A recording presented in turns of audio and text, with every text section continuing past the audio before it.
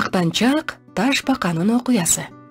Бир күнү Ташбака асманды карап, ары бери кайкы учуп жүргөн коштарга көз артат. Жана: "Эх, силерге кандай гана жакшы. Бардык нерсени жогорудан карап көз саласыңар. Тоолорду, деңиздерди, гүлдөрдү, деги эле бардык кооздуктарды толугу менен көрө аласыңар. А менчи кыбырап, араң эле күн көрөм", деп тагдырына нааразы болот.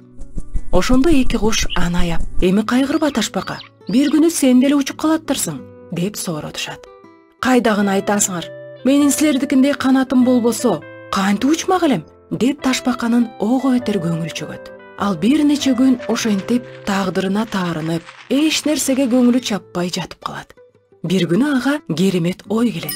Ошондо ал кубанычы койнуна батпай, баягы эки кушту чакырат.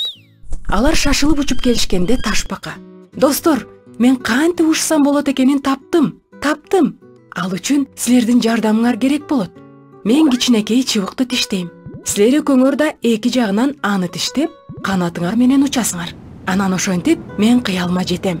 Мен жогорудан тоо токойду, деңиз сууларды көрө алам", дейт. Эки куш Ташбаканын көңүлүн калтырбай бул ойго макул болушат. Ташбака жана эки куш эки жагынан чырпыкты бекем тиштеп, куштар бийикке акырындап көтөрүлө башташат. Бир аздан кийин алар жогору көтөрүлүп, Ташбака бардыгына көз салып, кубангандан жүрөгү жарылып кетейин деп учуп бара жатты. Бир маалда адамдар бул кереметти көрүп, айраң таң калышып: "Ой укмуш, Ташбака да учат экен, Керемет. Бул ойду ким ойлоп таптı болду экен?" деп чурулдап калышат. Ошондо байкуш Ташбака: "Куштар биз деп айтып жиберишпесин деп, мен" деп кыйкырат. Анан албетте тиштеген чырпыгынан бошонуп, жерге күп этип кулап түшөт. Кадырман замандаш, ыйык жазууда "Сени өз оозуң эмес, башка бирөөнүн оозу мактасын.